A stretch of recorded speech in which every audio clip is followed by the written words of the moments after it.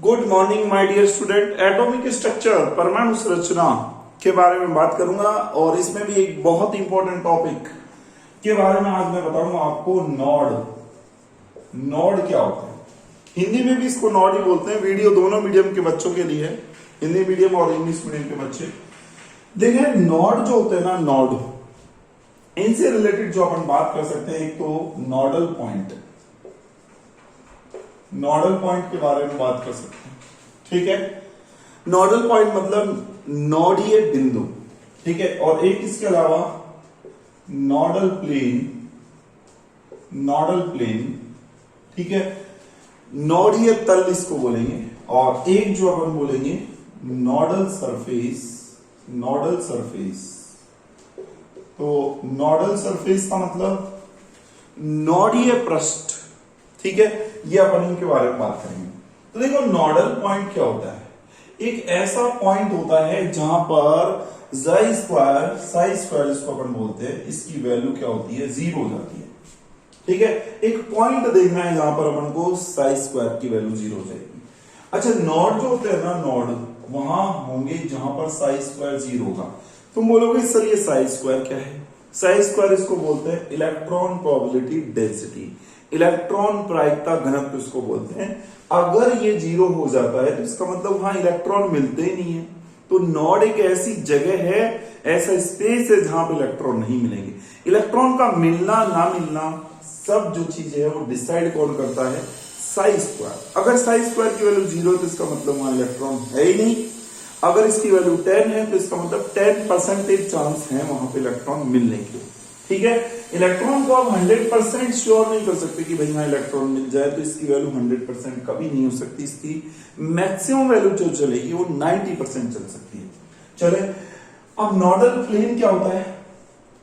ये एक्चुअली में plane of 2 axis, 2 axis के बीच में ऐसा प्लेन है, 2 एक्सिस उनके बीच में ऐसा प्लेन है where plane of 2 axis where psi square is equal to 0। मतलब अपन को 2 एक्सिस लेने हैं, उनके बीच का ऐसा प्लेन है ये जहां पर साई स्क्वायर की वैल्यू 0 हो जाए। ठीक है, ये पॉइंट है और ये क्या है? कोई प्लेन है, 2 एक्सिस के बीच में, 2 अक्षों के बीच का ऐसा तल है जहां पर साई स्क्वायर की वैल्यू 0 है। अब नॉडल सरफेस क्या है? नॉडल सरफेस जो है ये जो होता है ना, ये इंटरमीडिएट सरफेस है। इंटरमीडिएट और क्या है? सरफेस। सरफेस किसका? Intermediate surface between 2 orbital, 2 orbital. ठीक है, 2 ऑर्बिटल अपन को लेना है of same subshell, of same subshell where psi square is equal to 0। देखो यहां पर मैंने आपको जो लिखा है वो ये लिखा है कि देखो यहां पर पहले तो आपको सेम सबसेल लेनी पड़ेगी। ठीक है, समान, और आपको क्या लेनी पड़ेगा? उपकोष लेना पड़ेगा। जैसे आपने एस उपकोष ले लिया, ठीक है, ये एस है, ये एस सबसेल है, तो 1s और जो 2s है इसके बीच का एक सेम आपने सबसेल ले ली, एस ले ली, इसके बीच का ऐसा ऑर्बिटल अपन को देखना है, ऐसी जगह देखनी है अपन को। ठीक है, इसका ये ऑर्बिटल है, ये देखो एस जो सबसेल होती है इसके अंदर ऑर्बिटल होता है। अगर मैं बात करता हूं तो इसमें ऑर्बिटल है, वो ऑर्बिटल के बीच का ऐसा सरफेस देखना है जहां पर साई स्क्वायर की वैल्यू क्या हो जाए? 0 हो जाए। ये आपको एग्जांपल से समझ में आएगी। देखो मैं एग्जांपल से समझाऊंगा आपको ये सारी चीजें। अगर देखो मान लो मैंने आपके सामने ये स्ट्रक्चर बनाई, ये साथ जो है, जैसे मान लो पी ऑर्बिटल जो है वो कैसा होता है? पी ऑर्बिटल, तो पी ऑर्बिटल जो होगा, पी कक्षक कैसा होता है? तो वो ऐसा होता है। तो यहां पर देखो, यहां पर इलेक्ट्रॉन नहीं है, इलेक्ट्रॉन यहां पर होंगे और यहां पर इलेक्ट्रॉन होंगे। तो ये जो पॉइंट है, इस पॉइंट को अपन क्या बोलने लग जाएंगे? नॉडल पॉइंट बोलेंगे। इसको क्या बोलेंगे? Nodal point. ठीक है, तो नॉडल पॉइंट का मीनिंग आपको समझ में आया होगा कि नॉडीय केंद्र क्या होता है। अगर मैं मान लो डी की बारे में बात करूं तो डी जो होता है, पी जो होता है ना वो डंबल शेप होता है, डी जो होता है ना वो डबल डंबल होगा। एक डंबल ये हो गया, एक डंबल ये हो गया, एक डंबल ये हो गया।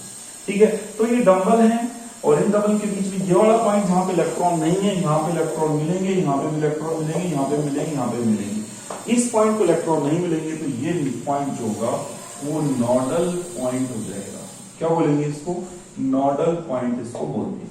तो नोडल पॉइंट का मतलब आपको समझ में आया होगा। अगर मैं ये तो मैंने किसके बारे में बात की है? डी ऑर्बिटल के बारे में, डी कक्षक के बारे में बात की है, ये पी कक्षक के बारे में बात की है।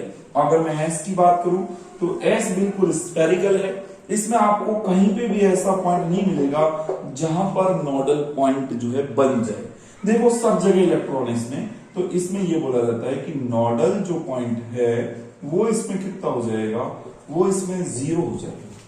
तो ये चीज मैंने आपको बताई इंपॉर्टेंट चीज। ये एस है आपका, एस जो होता है ना, एस ऑर्बिटल, वो कैसा होता है? वो स्फेरिकल होता है, ठीक है, गोल होता है ऐसा। एक इंपॉर्टेंट चीज ये। अब दूसरी इंपॉर्टेंट चीज सुनना, ये नोडल पॉइंट बताया, ये आपको समझ में आ गया होगा नोडल पॉइंट क्या है। अब मैं आपको नोडल प्लेन समझाने जा रहा हूं, तो उसको आप ध्यान से समझना कि नोडल प्लेन क्या है। देखो नोडल प्लेन को एक दूसरा नाम और बोलते हैं अपन नोडल प्लेन को, कि ये नोडल प्लेन जो होता है ना, इसको एंगुलर नोड भी बोलते हैं। नोडल प्लेन को क्या बोलते हैं? Angular node. तो नोडल प्लेन जो होता है इसको एक दूसरा नाम बोला जा रहा है एंगुलर नोड, ये भी अपन इसको बोलते हैं। अब सुनना, एंगुलर नोड, ये एंगुलर नोड या नोडल प्लेन जो होता है ना, वो एल की वैल्यू से आप सीधा सीधा कैलकुलेट कर सकते हो। तो calculated by L, calculated by L, ठीक है। तो ये जो नोडल तल है या एंगुलर कोणीय नोड जो होता है ना, इसको अपन एल से ज्ञात कर सकते हैं, एल से कैलकुलेट कर सकते हैं। अब ये होता क्या है, कैसे ये बनेगा वो समझ लो आप। जैसे मैं आपसे बोलूं कि पी एक्स ऑर्बिटल है, पी एक्स ऑर्बिटल, तो पी एक्स ऑर्बिटल कैसा होगा? देखो ऐसा होगा, बताओ। ये एक्स एक्सिस है आपके सामने, ये वाली तो वाई एक्सिस है, ये एक्स एक्सिस है और ये जेड एक्सिस होती है।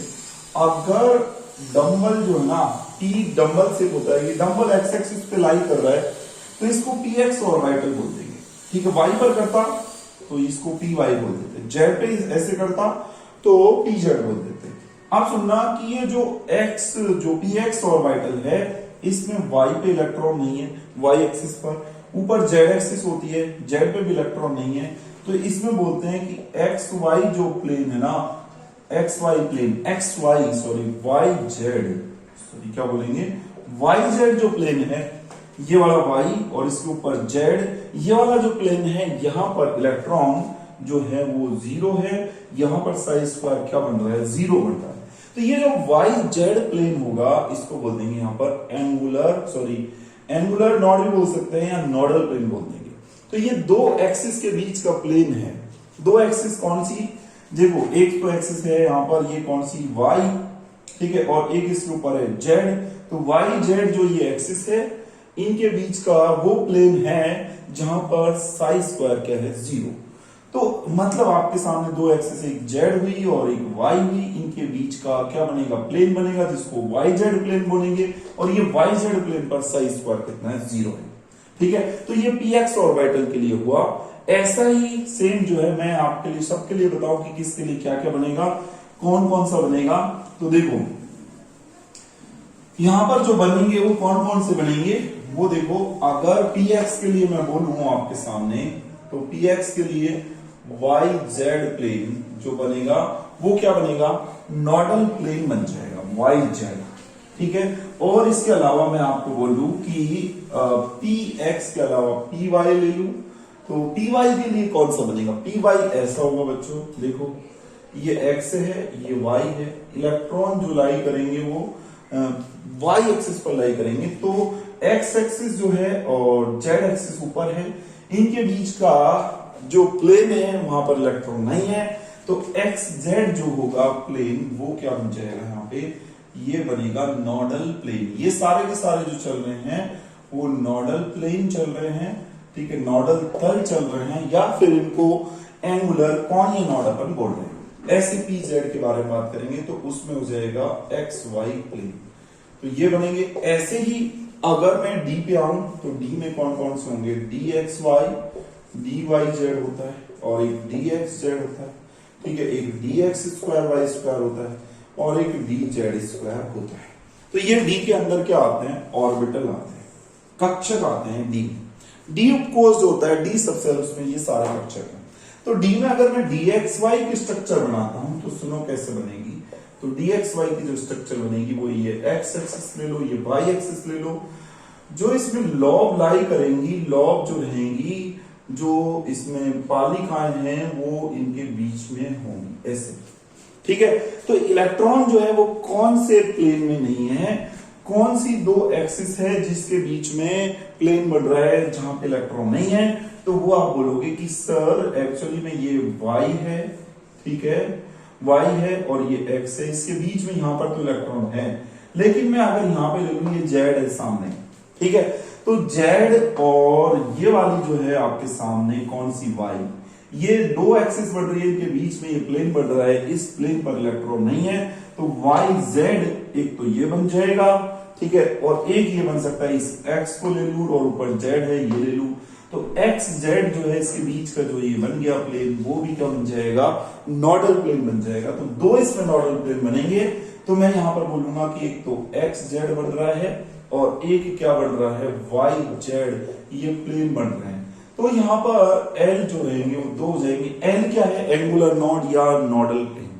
कोणीय तल, कोणीय नॉड बोल सकते हैं इनको। ये जो है वो कितने आ रहे हैं, दो आ रहे हैं, तो इसमें दो आएंगे। ऐसे ही डी वाई जेड ले सकते हो, देखो एक्सिस चेंज हो सकती है, तो आप ऐसे इसको कर सकते हो।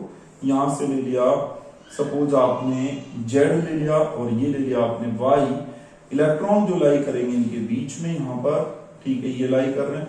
अब बताओ कौन सा प्लेन बनेगा, y और x जो रहेगा बाहर की तरफ होगा, x ये है और ये जो है आपके पास क्या है, y है।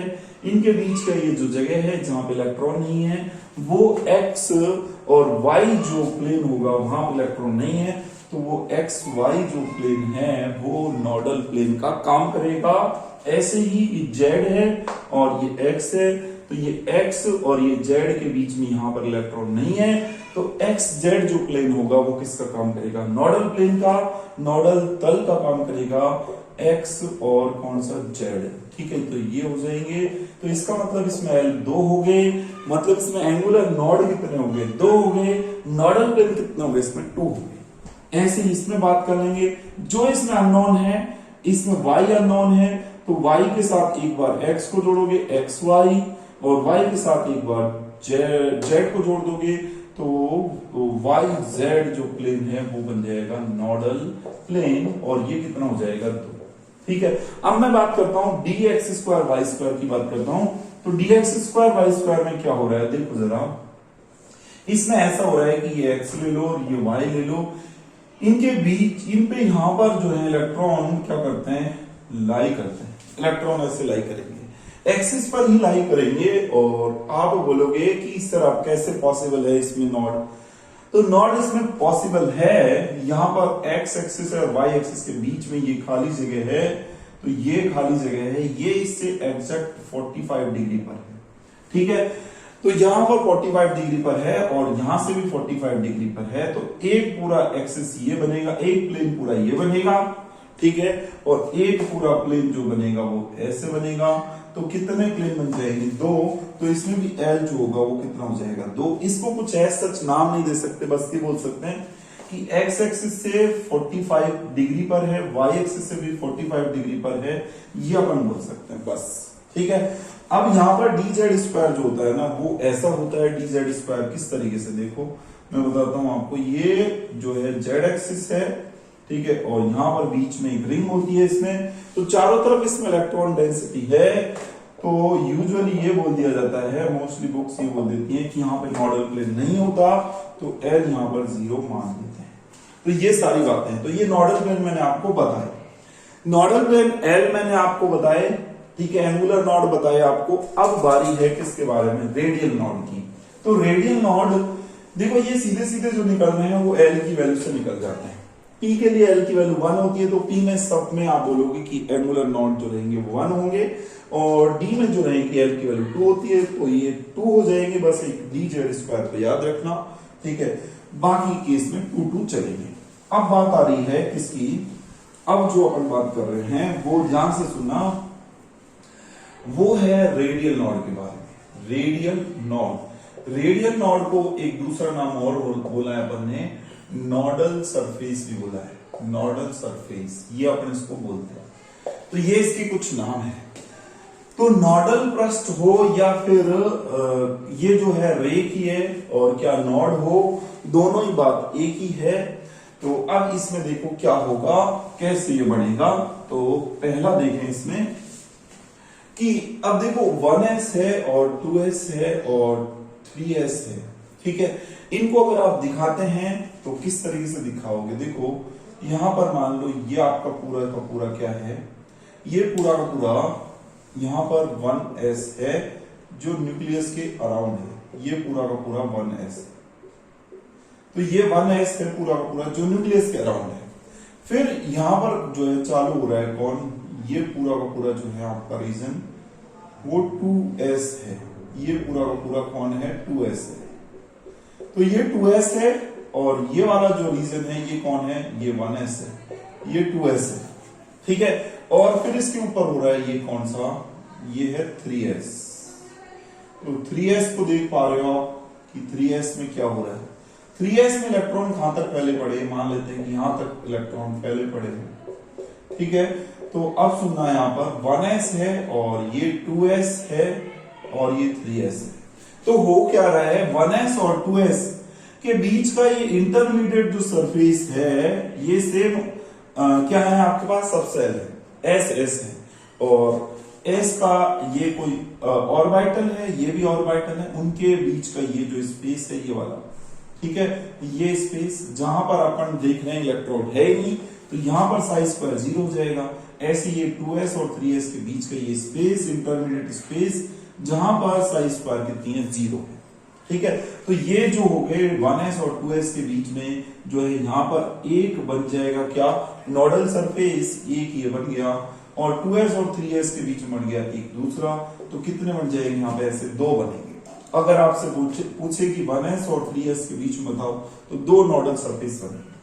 ऐसे में ये तो बात हुई s के बारे में, ये s के बारे में हुई, s सबसेल के बारे में बात हुई। अब आ जाओ p पर। तो p पर कैसे बनेगा, तो p में देखते हैं। तो p में ऐसे बनेगा कि जैसे आप ये लेते हो, सबसे पहले अपन मैं बात करूं, सबसे पहले जो होता है 2p होता है, ये 2p है, ठीक है, 2p है ये।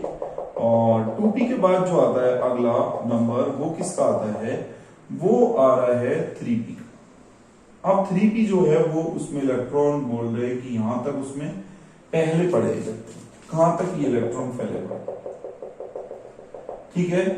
और ऐसे ही इधर में बात कर रहा हूं, ये भी क्या है, ये आपके सामने है 3p जिसमें इलेक्ट्रॉन फैले पड़े। तो ये है आपके पास 2p और ये है आपके पास 3p। 2p और 3p के बीच में जो खाली जगह ये बच गई है, तो यहां पर ये जो खाली जगह बची, इस खाली जगह को अपन बोलेंगे कि ये नोडल सरफेस है। यहां पर साइज स्क्वायर, यहां पर इलेक्ट्रॉन नहीं है तो साइज स्क्वायर की वैल्यू 0। फिर ऐसे ही 3p के बाद जो है आगे जो आएगा वो क्या आ जाएगा, यहाँ पर 4p आएगा। और 4p जब आएगा, ठीक है, ऐसे, तो 4p में क्या देखोगे आप, 4p में आप ये देखोगे कि फिर से यहाँ पर ये खाली जगह रह गई। ये जो खाली जगह यहाँ पर रह गई, इसमें बोलेंगे कि इसमें इलेक्ट्रॉन फिर नहीं है। तो ये 2p है, ये 3p है और ये 4p है। इसके बीच में एक ये बढ़ेगा, इसके बीच में एक ये बन जाएगा। तो कितने यहाँ पर नोडल सरफेस बन गए, यहाँ पर ये p सबसेल के बारे में, p सबसेल। तो यहाँ पर नोडल जो सरफेस बने हैं, यहाँ पर नोडल सरफेस वो कितने बन गए, यहाँ पर ये बन गए 2, ये 2 बन गए। इस तरीके से अपन बोलेंगे, ये सारा पिक्चर है इसका। तो ये नोडल सरफेस है। अब नोडल सरफेस को निकाल कैसे सकते हो आप, इसका देखो, उसको अपन ने निकाला था L से, इसको नोडल सरफेस को अपन जो निकालेंगे वो निकालेंगे n-l-1 से। अब जैसे आप एग्जांपल रखो यहाँ पर एग्जांपल में बोलूं कि चलो 3p में निकाल के बताओ, तो 3p में निकालोगे तो कैसे, देखो n की वैल्यू 3 रखोगे, p के लिए l की वैल्यू जो होती है वो 1 होती है, तो यहाँ पे 1 रख दोगे, -1 रखोगे, तो ये जो आ जाएगा आपके पास 1 आ जाएगा। अब देखो आप इसको प्रैक्टिकली देखो, तो ये है 3p और ये है 2p, इसके बीच में एक ही बन रहा है तो एक ही मानेंगे ऐसे। अब मैं आपको बोलूं कि 4p के लिए निकाल के बताओ, तो 4p के लिए कैसे निकालेंगे आप सुनो। तो 4p के लिए कैसे निकालेंगे, वहां पे लिखोगे 4 तो l की वैल्यू लिखोगे, l की वैल्यू 1 और ये तो कितना आ जाएगा 2। अब जरा देखो यहीं से अपन कंपेयर करेंगे पूरा आगे तक, तो 2p है, 3p है, 4p है, तो यहाँ पर 1 2 बन गए, तो 2 बन गए, तो इस तरीके से अपन बोलेंगे कि नॉडल सरफेसेस में कितने हो जाएंगे, 2 हो जाएंगे 4p में। ऐसे देखो यहाँ पर आओ, यहाँ पर अगर मैं बात करूं 3s के लिए बात करूं आपसे, तो 3s के लिए क्या बोलूंगा, 3s के लिए मैं बोलूंगा कि यहाँ पर 3 माइनस में s के लिए l की वैल्यू 0 होती है और एक 1 होती है, तो ये जो बनेंगे आपके पास 2 बन जाएंगे। तो यहाँ पे चेक करो 3s के लिए 1 और 2 दो बन गए इस तरह। तो मतलब इस फॉर्मूले से आप निकालो, तो यानी आपके पास नॉडल जो सरफेस है ns, ठीक है, और जो नॉडल प्लेन है, nodal surface plus nodal plane को मिलाकर के टोटल नॉड अपन बोल सकते हैं, बोलो। और नॉडल सरफेस का जो फॉर्मूला है वो है n माइनस एल माइनस 1, और नॉडल प्लेन का जो फॉर्मूला है वो l है, l से l क्या हो गया कैंसिल, तो आपके पास जो टोटल नॉड आएंगे निकल के वो आएंगे n माइनस 1। तो n माइनस 1 से आप टोटल नॉड निकाल सकते हो। जैसे आपके लिए बोला कि 3s के लिए निकाल के बताओ टोटल नॉड, तो 3s में n की वैल्यू 3 है, तो 3 माइनस 1 कर देना 2 हो जाएगी। तो इस तरीके से अपन बोलेंगे, तो ये है, आप ये इस तरीके से निकाल सकते हो। तो ये सारी पूरी नॉड की मैंने कहानी बताई आपको, आई होप आपको समझ में आई होगी और कुछ आपको इंटरेस्टिंग लगा होगा, कुछ हटके मैंने चीज आपके लिए बताई। और अगर आपको वीडियो अच्छा लगा तो क्यों ना आप वीडियो को ज्यादा से ज्यादा लाइक करो, शेयर करो और चैनल को सब्सक्राइब करना ना भूलें। Thank you so much.